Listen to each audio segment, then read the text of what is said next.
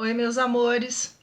Hoje nós vamos conversar sobre um assunto que é muito interessante, porque ele assusta muito algumas pessoas, mas ao mesmo tempo ele dá pra gente uma dimensão da nossa responsabilidade diante da vida. Vamos conversar sobre obsessão, sobre espíritos obsessores. Ai, Rogério, eu já ouvi falar que o espírito obsessor é aquele espírito que está do lado de lá desencarnado e ele vem e parece que ele domina a gente e ele faz a gente adoecer, faz a gente se sentir mal.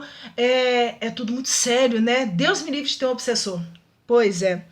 Sinto muito em dizer para vocês que a maior parte de nós, e quando eu falo a maior parte de nós, eu digo quase que 99% da humanidade, sofre de obsessões.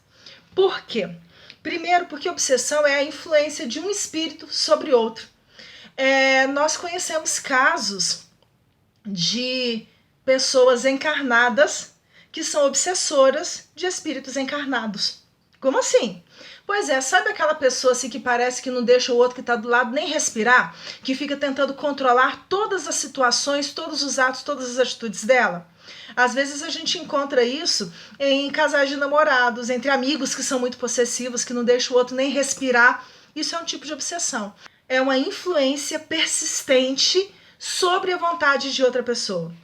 Ah, mas então pode ter encarnado para encarnado e pode ter de desencarnado para encarnado? É sempre o pobre do encarnado que sofre? Não. É entre espíritos. Se eu tenho, por exemplo, um pai, uma mãe, alguma pessoa muito querida que já desencarnou e eu não consigo deixar ela em paz porque eu fico o tempo inteiro, fulano tinha que estar aqui, eu vou morrer porque fulano não está aqui, e a minha vida ia ser tão diferente, fulano isso, fulano aquilo, e eu não deixo aquela criatura em paz, isso é um tipo de obsessão. Como pode acontecer também de espírito desencarnado para outro espírito desencarnado. Qual é a regra aqui? É uma relação doentia.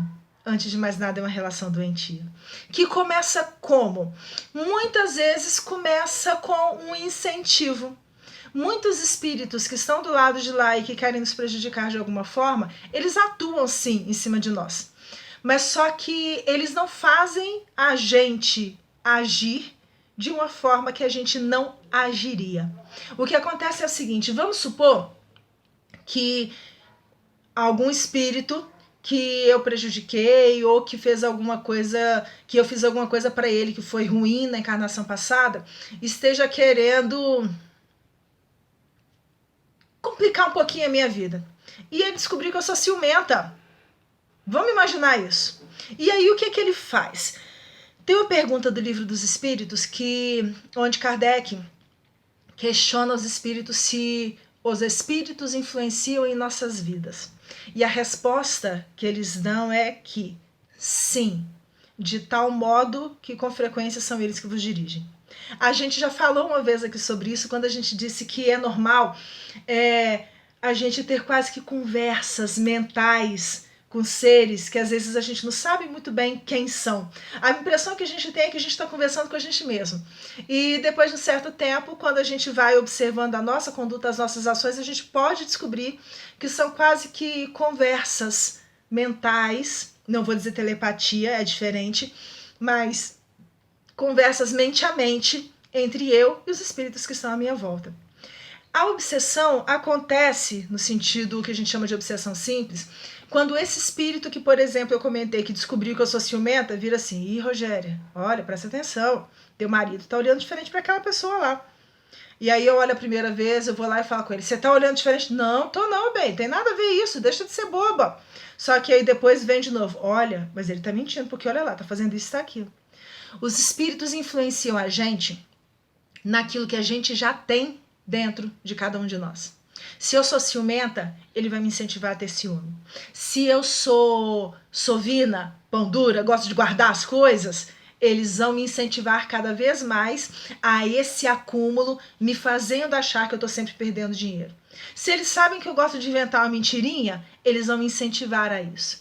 Por quê? Vai se criando uma relação onde cada vez eu vou me entregando mais às sugestões dele. Os processos obsessivos começam dessa forma. Existe a obsessão simples, que é essa que a gente sofre o tempo inteiro. Ai, mas é sempre de um espírito ruim, né? Não, não é não. Porque vamos supor que...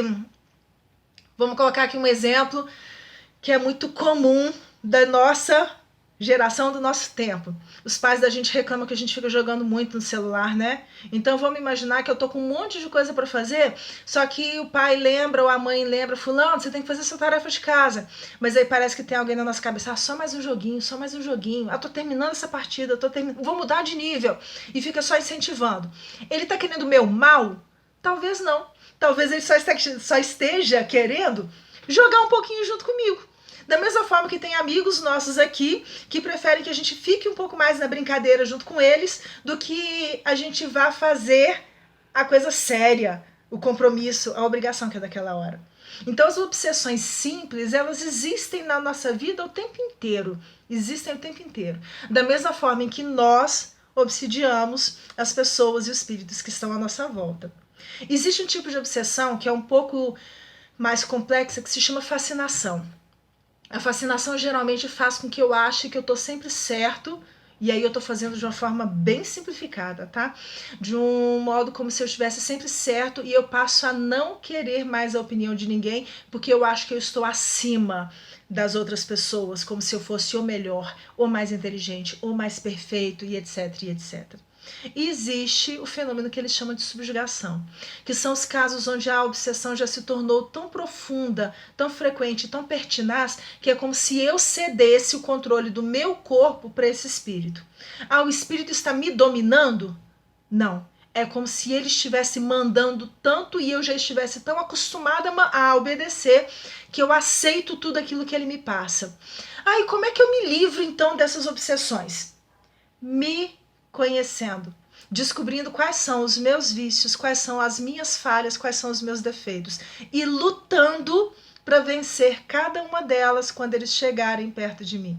Porque se a pessoa decidir que não vai mentir, pode quantos espíritos for do lado dela, pode existir quantos espíritos que for necessário e falar com ela o tempo inteiro, vai lá e mente, que ela não vai, porque ela já está vencendo aquilo. Podem virar para mim 1 milhão de vezes, olha, todo mundo gosta mais dos outros do que você não é de nada. Mas como eu já comecei a me conhecer e a entender essa fragilidade, eu vou virar, não, mas não tem problema não, porque eu vou conseguir trabalhar isso em mim também. A gente só se liberta de um processo obsessivo quando a gente muda em nós aquilo que é o motor ou a causa desse processo obsessivo que foi instalado. Enquanto isso não acontecer, a gente vai continuar se deixando jogar nas circunstâncias que aparecem em nosso caminho. Mas a gente é forte e a gente consegue.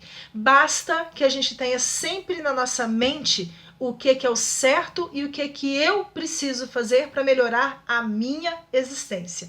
Quando eu conseguir entender isso, a minha vida vai ficar muito mais fácil. Um beijo para vocês e até a próxima.